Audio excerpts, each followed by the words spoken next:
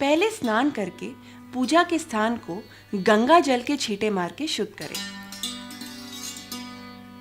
फिर पूजा स्थान पे चौकी रखें, उस पर लाल कपड़ा बिछाएं, उस पे अक्षत से 9 कोने बनाएं, बीच से शुरू करते हुए बाहर की तरफ। उसके ऊपर भगवती देवी की प्रतिमा रखें। प्रतिमा के सामने एक जल का कलश रखें। देवी पुराण के अनुसार कलश को ही 9 देवियों का रूप माना जाता है और इसीलिए नवरात्र में कलश की पूजा की जाती है। कलश पर मौली बांधें। उस कलश में थोड़ा गंगा जल डालें, एक सुपारी, हल्दी, चावल और सिक्का डालें। आम के या पान के पत्ते सजाकर कलश पे रखें। फिर एक नारियल लें, उस पे मौली बांधें और फिर उस नारियल को उन पान के पत्तों पर सजाकर रखें। अब एक घी का अखंड दीपक प्रतिमा के दाएं यानी कि राइट साइड पे रखें। इसे अभी जलाना नहीं है। पूजा सामग्री और थाली को पूजा के स्थान के पास ही रखें। सबसे पहले आसन ग्रहण करें और आचमन लें। पहले बाएं हाथ से जल लें और दाएं हाथ में डालें। दोनों हाथों को शुद्ध करें। फिर ओम दुर्गा देव्याय नमः बोल के 3 बार जल पिएं।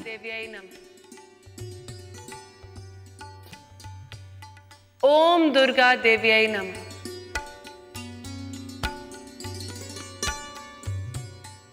ओम दुर्गा देव्याय नमः। इसके बाद फिर से हाथ धो लें। अब अपने आप को तिलक लगाएं, साथ में अपने परिवार वालों को भी टीका लगाएं। अब अखंड घी के दीपक को जला दें।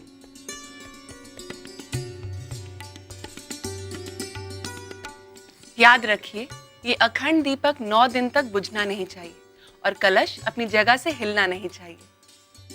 हाथ में पुष्प और चावल रखें और संकल्प लें। मैं ऐश्वर्या श्रद्धा भक्ति से आपकी पूजा अर्चना करने जा रही हूँ और मेरी मनोकामना पूरी हो। मेरा घर सुख शांति से भरा रहे, मेरी बस यही कामना है। ये बोलकर माँ के सामने पुष्प और चावल छोड़ दें। अब फूल से जल लें और जल का छिड़काव प्रतिमा और कलश पे करें। उसके बाद हल्दी कुमकुम से दुर्गा माँ की प्रतिमा पे तिलक करें और कलश पे भी तिलक करें।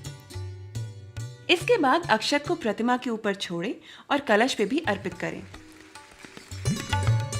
अब एक चुनरी माता की प्रतिमा पे चढ़ाएं। अब कलश पे रखे नारियल पे भी चुन्नी चढ़ाएं। अब कलश पर छुट्टे फूल अर्पित करें और माता रानी की प्रतिमा को हार पहनाएं।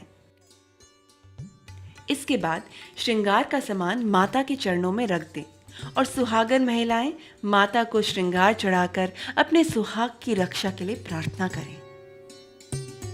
अब फूल द्वारा माता की प्रतिमा पर और कलश पर इत्र छोड़ें। अब अगरबत्ती माता को दिखाएं। घर में बने हुए प्रसाद को माता को दिखा के चौकी के पास रख दें। अब 5 प्रकार के फल माता रानी को चढ़ाएं। माता रानी को खट्टे फल बिल्कुल नहीं चढ़ाने। अब नारियल और दक्षिणा माता की प्रतिमा के पास रख दें। अब मिट्टी का छोटा मटका लेकर उसमें मिट्टी डालें और जौ को बो दें। ऊपर से मिट्टी के ऊपर शुद्ध जल डालें और मटके पे मौली बांधकर माता की प्रतिमा के बाईं तरफ रख दें। अब मटके पे हल्दी कुमकुम का टीका लगा दें। अब वही टीका अपनी मांग पे लगा दें। थोड़े से छुट्टे फूल मटके पे अर्पित करें। इस रिवाज को कुछ लोग खेती बेजाना कहते हैं। खेती में पहले नवरात्र से लेकर आखिरी नवरात्र तक रोज सुबह स्वच्छ जल डालते हैं। माना जाता है कि खेती जितनी अच्छी होती है, माता उतनी प्रसन्न होती है।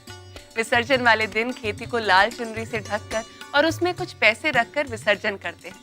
अब दोनों हाथों में फूल और अक्षत लेकर दुर्गा माता से प्रार्थना करें कि हमसे इस पूजा विधि में जो कोई गलती हो गई हो सो क्षमा करें और ओम दुर्गा देव्याय नमः मंत्र का उच्चारण 3 बार जोर से करते हुए माता के चरणों में फूल और अक्षत छोड़ दें। ओम दुर्गा देव्याय नमः। अब जो महिलाएं चाहती हैं वो दुर्गा सप्तशती का पाठ पढ़ें। अब दुर्गा माँ के कपूर और घी का दीपक जलाकर आरती करें।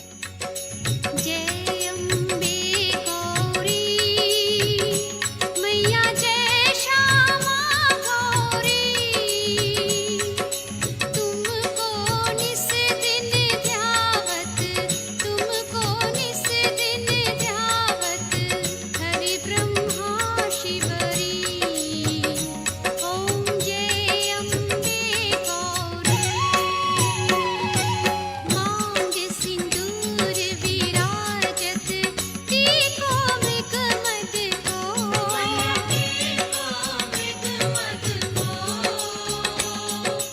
उज्ज्वल से दो नैना,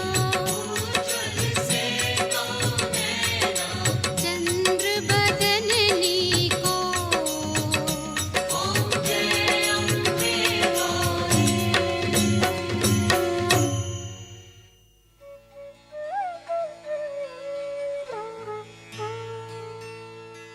अब अपने परिवार को आरती दें और खुद भी आरती लें। आरती की थाली माँ के पास रख दें। 1 चम्मच पानी लेकर आरती के ऊपर से घुमाएं और नीचे छोड़ दें। अब अपने परिवार को प्रसाद दें। यदि आपने पहले और आखिरी दिन का व्रत संकल्प लिया है तो आप प्रसाद ग्रहण कर सकते हैं। यदि 9 दिन का व्रत संकल्प लिया है तो आप प्रसाद व्रत की समाप्ति के बाद ही करें। जिन महिलाओं ने 9 दिन नवरात्रि का व्रत रखने का संकल्प किया है वो प्रतिदिन माता के 9 रूप की पूजा दिन के हिसाब से करें। व्रत रखने वाली महिलाएं प्रतिदिन फूलों का हार, चुनरी, फूल, अक्षत, प्रसाद, फल और अगरबत्ती माता को फिर से चढ़ाकर आरती करें और यदि हो सके तो दुर्गा चालीसा का पाठ करें। नवरात्र पूरे होने पर कलश में रखे हुए पानी के छींटे पूरे घर में मारें। ध्यान रहे माता को हर दिन अलग रंग की चुन्नी चढ़ती है जो इस प्रकार है: शैलपुत्री लाल नारंगी, ब्रह्मचारिणी पीला, चंद्रघंटा सफेद, कुष्मांदा भूरा, स्कंद माता गुलाबी, कात्यायनी हरा, कालरात्रि आसमानी या फिर ग्रे, महागौरी नारंगी और सिद्धात्री मरून या फिर गहरा लाल। अपने परिवार की रीत के हिसाब से कन्या पूजन अष्टमी या नवमी को किया जाता है। कंजके या कन्या पूजन नवरात्रि के व्रत का एक बहुत अहम हिस्सा माना जाता है। इस पूजन के लिए 10 साल तक की 9 लड़कियों की जरूरत होती है। इसमें महिलाएं माँ जगदम्बा के सभी 9 रूपों को याद करते हुए घर में आई सभी लड़कियों के पैर धोती हैं, उनके हाथ में मौली बांध के माथे पर बिंदी लगाती हैं, उनको हलवा, पूरी और चने खाने के लिए देकर कुछ तोहफे और रुपए भी देती है। जय माता दी कहकर लड़कियों के पैर छूकर उनके जाने के बाद खुद और अपने परिवार के साथ प्रसाद और भोजन उसी जगह पे करती हैं जहां लड़कियों को भोजन कराती हैं।